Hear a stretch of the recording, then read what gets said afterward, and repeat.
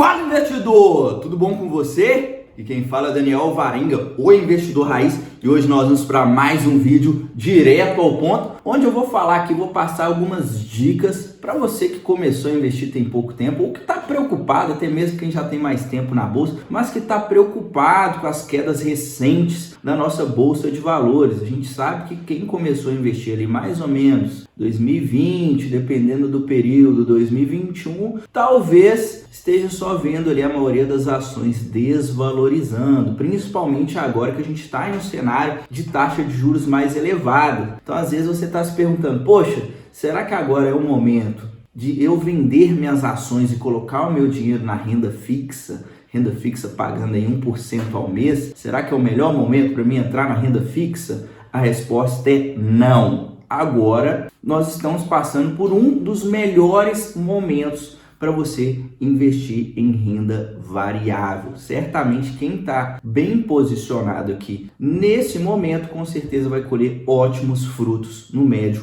a longo prazo. Então nesse vídeo eu vou passar 5 sacadas para te ajudar a investir com mais tranquilidade, para evitar com que você perca dinheiro e ao mesmo tempo fazer com que você passe mais tranquilo por esse período de turbulência e consiga ganhar mais dinheiro aqui com os investimentos, beleza? Então se você tem interesse nesse conteúdo, eu já vou te convidar para você se inscrever no canal, ativar as notificações e clicar no like, clica aí no botão de curtir para poder me dar uma força, pois é muito importante para mim, me ajuda demais. Então agora, sem mais delongas, vamos entrar aqui nas top 5 dicas para você ganhar dinheiro na crise. Primeira coisa que eu quero mostrar aqui é o Ibovespa, né? Conforme eu estava falando, coloquei aqui o gráfico máximo. Se a gente pegar desde 2016, tá? Tô com o gráfico do Ibovespa, até a presente data, maio de 2022. Primeira coisa que eu gosto de mostrar aqui, olha só, se a gente pegar lá em 2010, a bolsa chegou a bater 72 mil pontos. E aí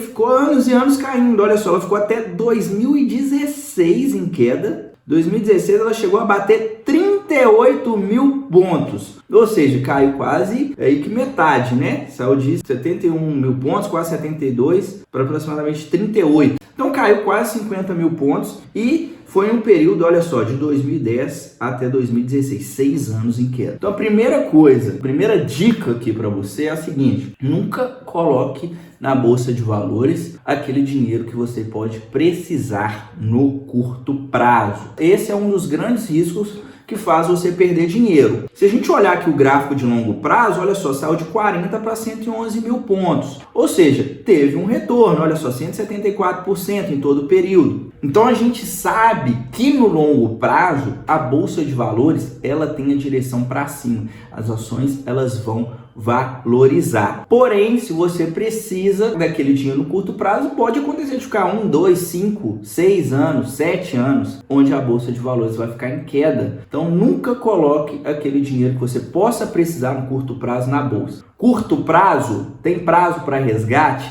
Renda fixa. Beleza? Então essa aqui é a primeira sacada. Mas continuando aqui, olha só que interessante. Ela chegou a 39 lá em 2016 e até 2020 ela saiu de 38 para 116 mil pontos lá em 2019. Olha só. Então ela ficou 6 anos caindo, depois de 16 a 19 ela praticamente triplicou. E o que aconteceu? Quem ficou aqui comprando na queda comprou mais barato. Então é aqui que eu quero chegar no segundo ponto. Quanto mais a bolsa cai, mais barato ficam os ativos. O que te remunera no final das contas é o lucro, tá? Vou dar um exemplo aqui, vou explicar um pouco melhor sobre isso. Entrando aqui no gráfico do preço sobre lucro da nossa bolsa de valores. Basicamente o preço é quanto que você está pagando pelo lucro de uma empresa em um determinado período. Então, quanto mais barato você paga pelo lucro de um negócio, melhor é o negócio que você está fazendo, né? Então, vamos dar um exemplo. Poxa, eu vou comprar ali, eu vou investir, eu quero ter um negócio ali, eu estou avaliando comprar uma padaria. Tá, beleza.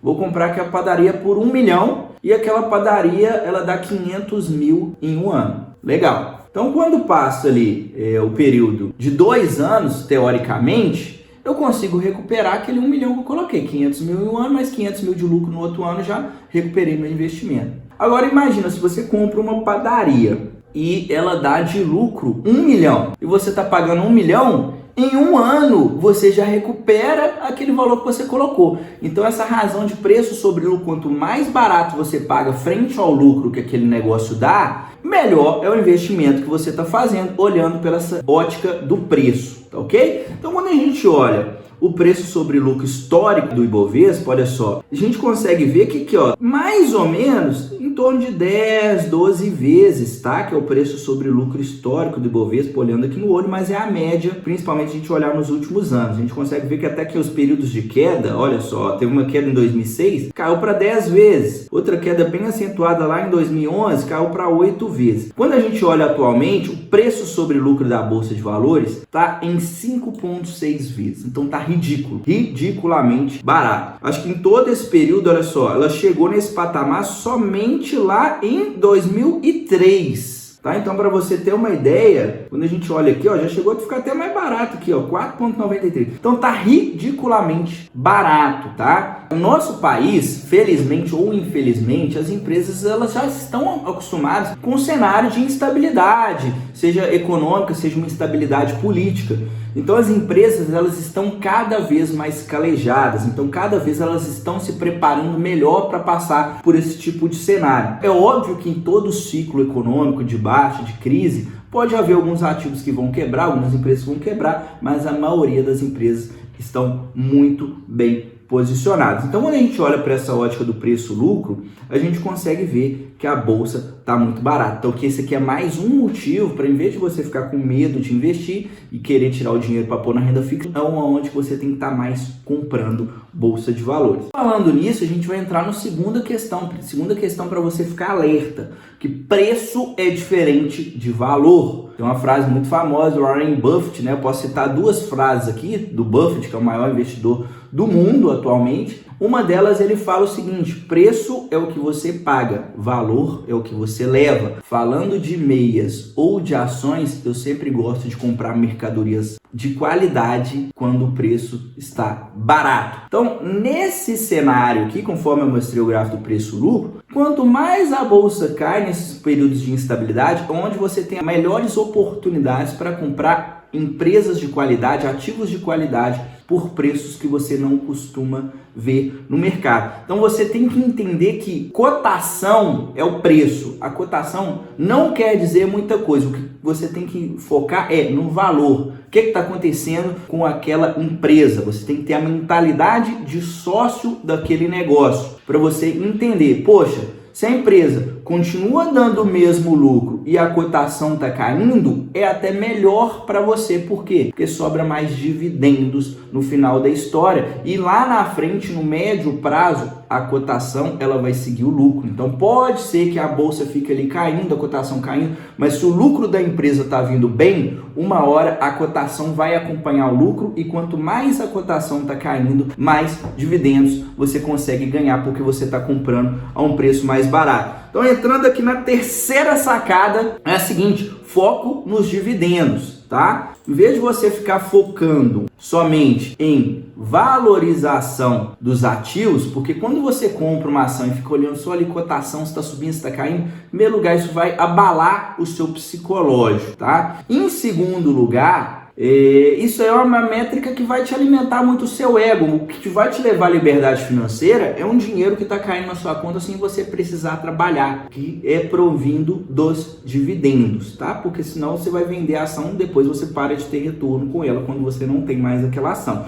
O dividendo, enquanto você tem aquele ativo em carteira, você vai receber algum dividendo se for uma ação lucrativa. Então, a terceira sacada aqui é o foco nos dividendos. Vou dar um exemplo aqui do Banco do Brasil. O Banco do Brasil, nos últimos 12 meses, ele pagou aproximadamente R$3 em dividendos. Então pense, se você tem uma ação do Banco do Brasil, nos últimos 12 meses você ganhou R$3. Se há 12 meses atrás você já estava carregando ali, você tinha 10 ações, você ganhou R$30. Se você tinha 100 ações, R$300.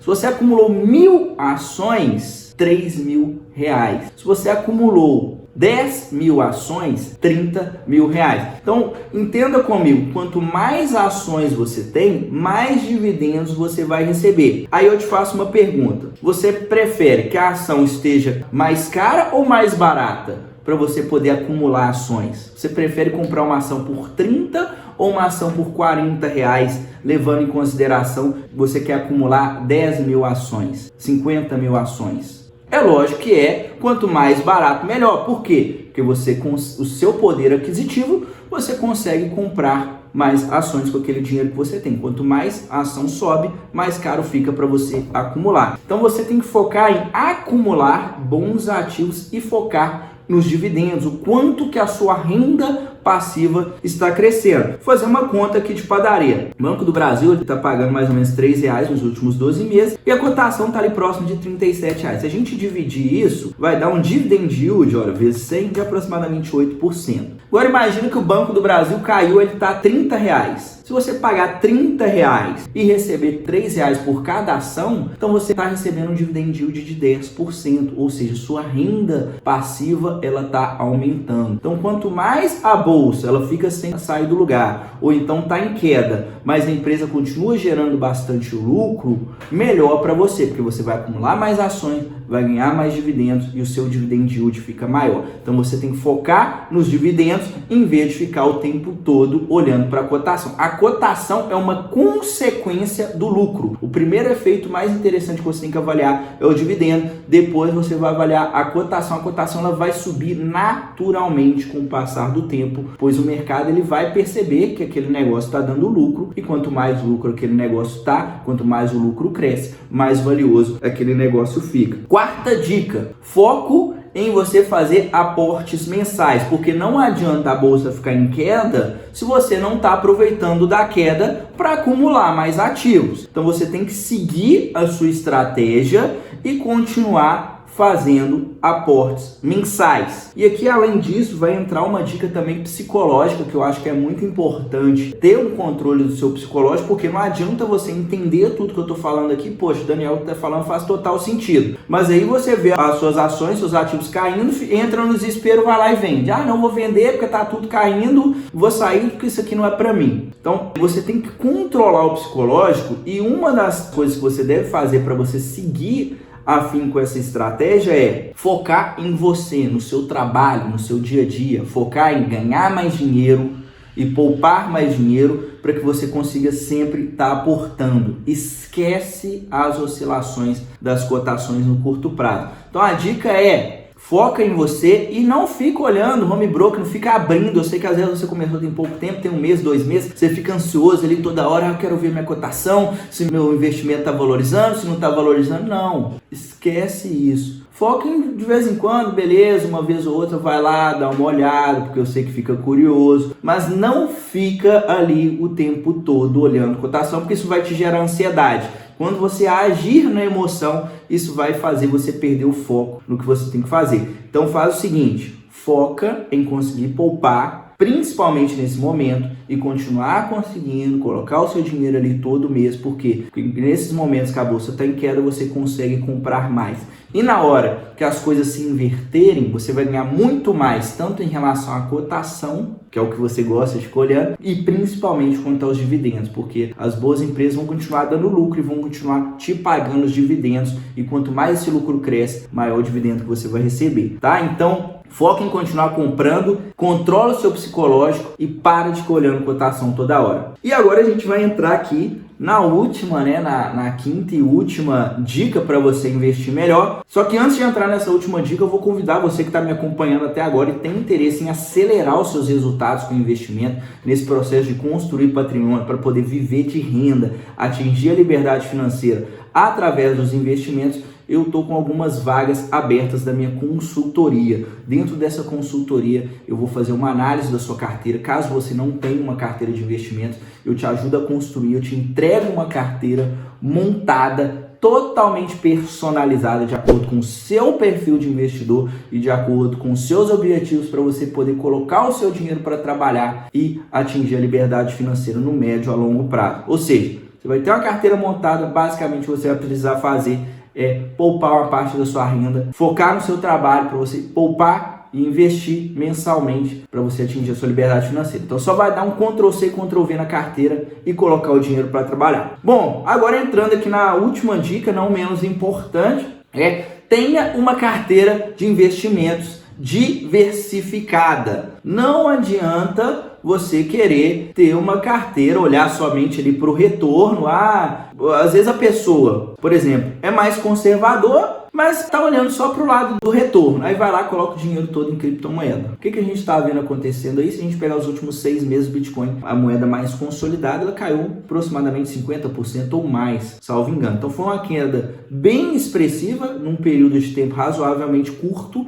E se você não tem uma carteira diversificada e que seja de acordo com o seu perfil de investidor, certamente você vai entrar em desespero, vai vender e vai perder dinheiro. Então você tem que ter uma carteira diversificada em várias classes de ativos que a gente fala que tem uma correlação negativa ou uma baixa correlação entre si. O que isso quer dizer, Daniel? Poxa, eu tenho uma parte do meu patrimônio ali na renda fixa, eu tenho uma parte do meu patrimônio em ações. Quando a bolsa está caindo, pelo menos a parte da renda fixa ela vai segurar minha carteira. Poxa, eu tenho uma parte do meu patrimônio ali em fundos imobiliários, que são menos voláteis que as ações. Então a bolsa cai, os fundos também caem, mas os fundos caem menos. Então dá uma amortecida na sua carteira de investimentos. Poxa, eu tenho uma parte da minha carteira em ativos dolarizados. Às vezes a bolsa está caindo, mas o dólar está subindo e essa parte que está dolarizada, ela segura um pouco mais a minha carteira. Então você tem que ter uma carteira bem diversificada, que eu costumo dizer que é como se fosse um time de futebol. Você não tem